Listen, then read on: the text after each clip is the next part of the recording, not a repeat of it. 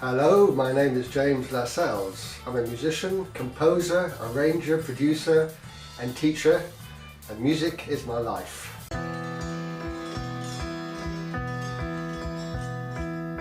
And how I got started in the music business, I think probably from a very early age. My parents were very influential. My mum was a concert pianist.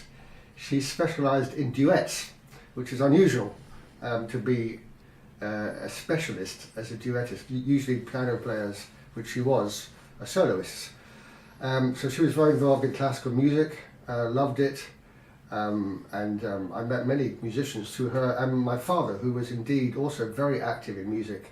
He loved opera and he ran opera houses, among them the Colosseum, and he worked at Covent Garden, and he also in the early 60s ran and was the artistic director for the Edinburgh Festival.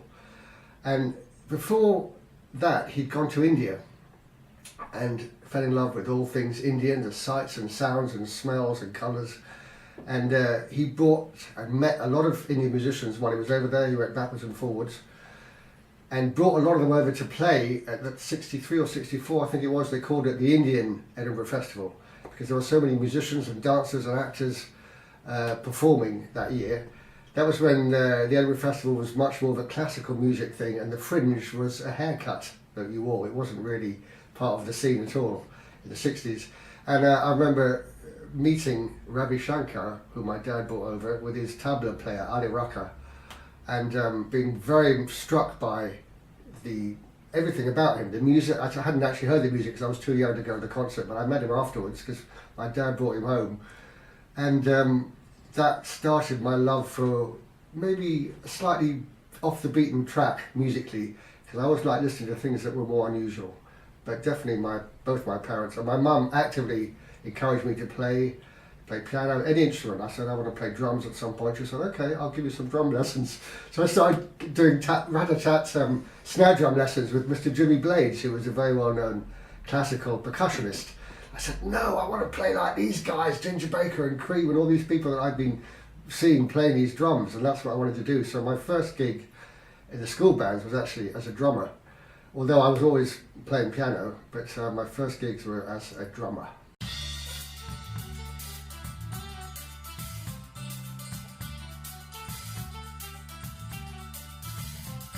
So basically, as soon as I left school at the age of about 17, I started my band within 2 weeks, and that band became the Global Village Trucking Company, an infamous band in the 70s, the last of the hippie bands. We all lived together in a commune up in Suffolk, and we were dubbed the UK's answer to the Grateful Dead, which is not a bad dub. It was quite close, quite accurate actually, because we were a psychedelic band. We were definitely into improvising. We all lived together, so we definitely had a lot of connections that way. After that, I met a lot of musicians in the London scene, and that whole session scene and meeting people and playing on other people's albums and playing for other people was wide open. You can make your living. You can make a very good living actually as a session musician. I did a lot of that. I met some great musicians, West Indians, Japanese, English, European, and started to get involved in many other bands. Among them was, again, my own band called Cuckoo, and a band in the 80s, early 80s, called the Breakfast Band, which was very influential not only on myself and all the members playing, but I think on other musicians that came to see us. It was a mixed band of West Indian, Trinidadian, Japanese and European, and I suppose they had to invent a moniker for us. They called us acid jazz or jazz funk, and a lot of people said 10, 20 years later that if they hadn't been for the Breakfast Band, they wouldn't have got into music the same way, because we were when people came to see us live, we were having such a laugh, we were having such fun on stage, plus we could play, all of us could play. We had a steel pan player, a sax player, percussion, bass drums, keyboards and guitar. And by then I still loved playing drums and percussion, but I was a fully fledged piano player, and I had, my armoury was a C3 Hammond, a Fender Rhodes and a Mini Moog. Those are my three instruments I took on the road. And as I said, in the session world in those days, you could be called up to do a solo on a Moog because people had heard you were playing. You could be a Hammond man, taking some Hammond breaks. Whatever it was, the world was wide open, the session world particularly, and you could sometimes do 3 or 4 sessions in a day. And musicians' union rates meant you could make a good living. There were people that did make a living, and then in the evenings you went off and did your gig. So it was a different world then, and people had proper studios. You went in to a recording studio and stayed there till you finished. Sometimes residentially out in the country, a lot of times in London, obviously you went backwards and forwards. But that was when recording was, it was very exciting because you met a lot of people, you learnt a lot of craft about being in the studio, and it was a very exciting time, the 80s.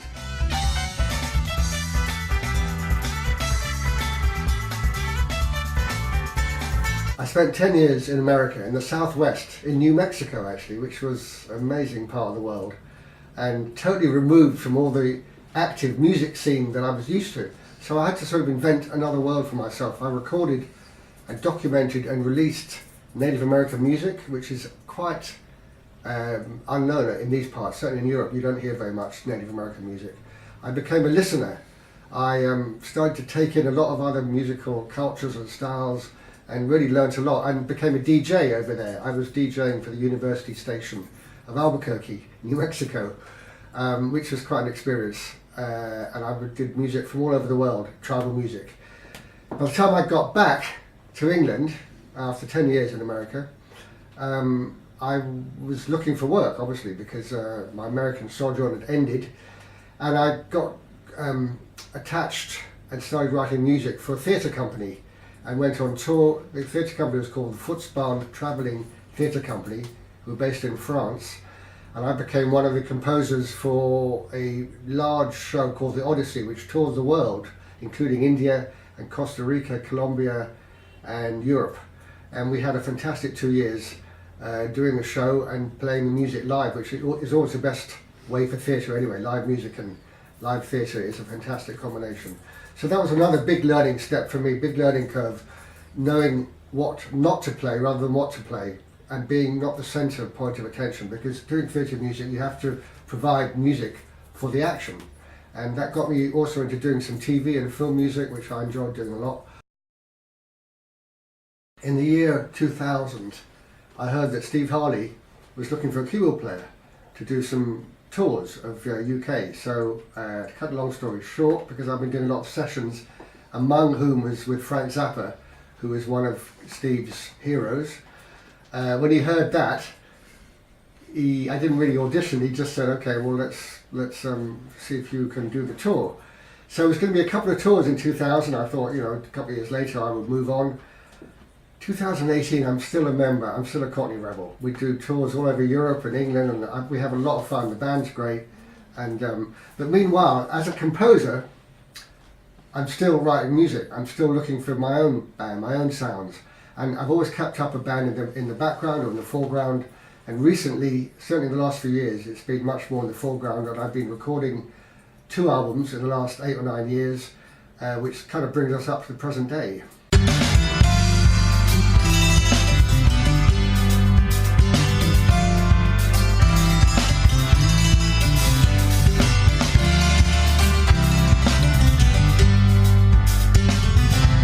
As well as being a Cockney Rebel, I've also had the good fortune of playing and recording with many artists over the years. One such character, Mr. Frank Zappa, was a big influence, certainly studio-wise, because he was producing an album for El Shankar, the wonderful South Indian violin player who'd been playing with John McLaughlin and Shakti. This was an album that he recorded. It was going to be the first one on the Frank Zappa label, his own label. And he was going to use Shankar in his band, in the Mothers of Invention, who were going to tour right after we finished the album. Well, there was one point during the recording when I was overdubbing something on my own with Frank in the control room, and he said to me, "God damn, if I didn't have 2 keyboard players already, I'd ask you to join the band." I almost fell off me. Hammond organ still, I was doing a Hammond organ overdub at that point. So I could have been a contender, but in a way, Frank's bands, and he's very quirky, he's fantastic to work with, but being on the road with him will be something else. Would have been a great experience. Also around that time was Joan Armour Trading. We did some recording with her in the late 70s and 80s. I went out to LA. She had 2 bands. She had a band in England and a band in LA. And I went and recorded with both of them. And they did some Top of the Pops sessions with her. And other artists, I went out to Jamaica in 1980 and recorded with Lee Scratch Perry, a fantastic producer of many artists, quite legendary character, very unpredictable. And while we were over there, I met all the reggae greats from Sly and Robbie to Peter Tosh, and get another really life-changing experience in terms of getting me to understand the elements of reggae, which on one level are very simple. For a musician that's been trained and wants to play all kinds of different styles, you have to rein a lot of your technique in and serve the song, serve the band. And it was a very good experience, and I've since then I've always loved reggae and all that that entails. There was another character called Paul Buckmaster, who was a arranger, fantastic arranger, producer. He'd worked with Miles Davis, among other people, and he was producing an album with Shusha, who was a Persian singer. So I'm getting all these Persian, Indian, different cultured influences, let's call it world music, influences coming in, which meant different scales, different timings, and all this just whetted my appetite. I wanted to have more of this, and I started composing and seeking out music that was definitely different from just these shores. And I started picking up instruments whenever I travelled, and started playing all kinds of instruments, from balafons to drums to dulcimers to thumb pianos, and started incorporating these instruments into live sessions and recordings.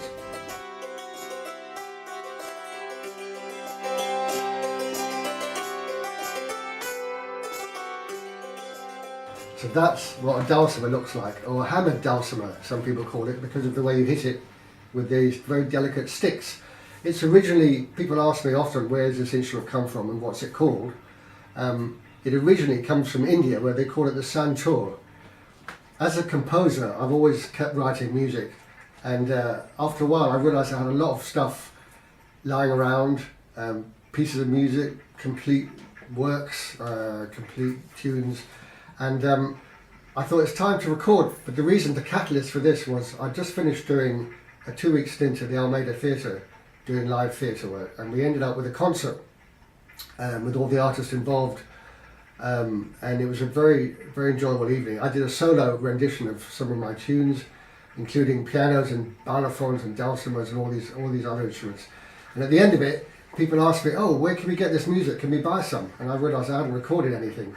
And so that got me going, and almost immediately I went into the studio with my good friend Stuart Elliott, who's a drummer for Cockney Rebel still, and we recorded my first solo album, which is called Aspects of Joy, which was a real labour of love. They're all labours of love, but it was a real work to try and bring out all the instruments that I've accumulated over the years and were filling up my house. And I thought, well, to justify all this, I better get them all working, get them all in, put them all to use. So I started recording all these tunes and using the instruments at my disposal, the instruments that were there, that I picked up over the years, and that turned into Aspects of Joy, which is out and came out about 2009. At the same time, I needed an outlet for that, and so I started, because I couldn't play all that live, there were too many things going on. So I got some of my old mates, some from the Breakfast Band days, to come and play with me, and we did a few dates promoting that album. Well, I had such fun making that solo album that I thought it's time to do what I also love doing, which is collaborating with other musicians. So a few years later, I formed a quartet and we started playing stuff live. And new tunes were coming in all the time, and I thought a few years ago, this is time to record another album with the band, the tunes that we're doing up and down the country, at various gigs. So in the 80s with the Breakfast Band, we'd recorded in Ascot at John Lennon's old house. We were actually there when he was shot. Soon after that, Ringo Starr left America where he was living, and he came back to live in England, where he was living in this house that John Lennon had. The same house that he recorded and filmed that Imagine video, famous one on the white piano. And Ringo moved back with his son, Zach. So 35 years later, I ended up recording with Zach at his studio, which has got a beautiful place out in the country, and converted these greenhouses into a live room and a control room. And the beauty about the studio, apart from the sound, which is great, and being a drummer, obviously it's geared for drums, but also it's a very fine studio. There's light in the control room. Usually in the studio you're playing in the dark, or you don't have much access to the outside world whilst you're in the studio. You're a bit like a mole, you're underground. This had these beautiful skylights, so you could look up whilst you were playing. And I remember there's one particular point, me and the drummer, Richard Bailey, were playing, and we're looking up at the skylight at the same time, and we saw these birds hovering over. I swear they were listening to us. They were red kites, were some of my favourite birds. And I swear they were listening, because they weren't flying away, they were just hovering. So that image is reflected in the cover of the Quartet new album Glass Houses, which was designed by my daughter, Sophie. I was very fortunate on that album to have a lot of my old friends recording with me, some from the Breakfast Band days back in the 80s, some even further back than that. Mr. Bud Beadle, who plays on it, I met in the 70s, and I think he has a Guinness Book of Records as being the most used session musician, sax playing session musician in UK.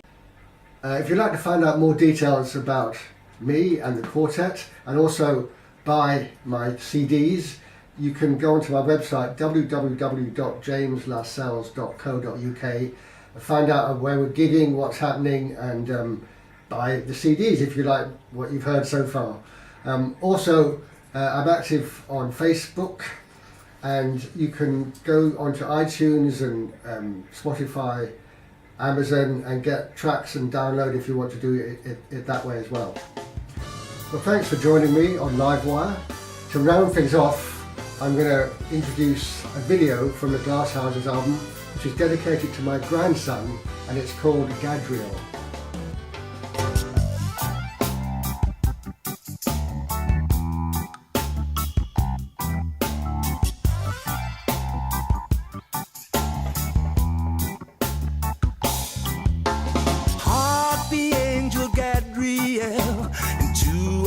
One day you fell like a diamond from the sky. We would never wonder why. You don't even know my name.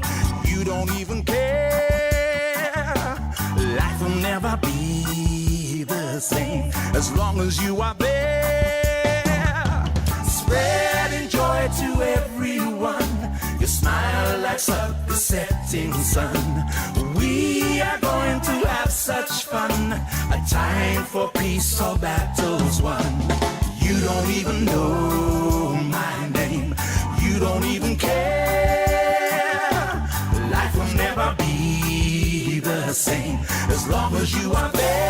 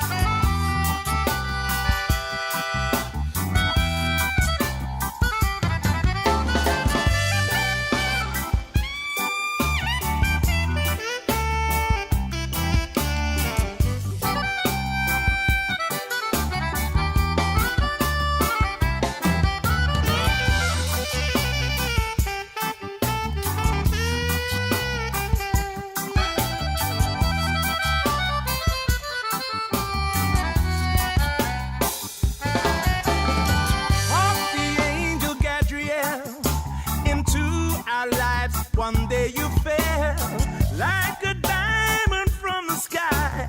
We would never wonder why. You don't even know my name. I say that you don't even care. Life will never be the same. Yeah, as long as you are there. Spreading joy to everyone. You'll smile like the setting sun.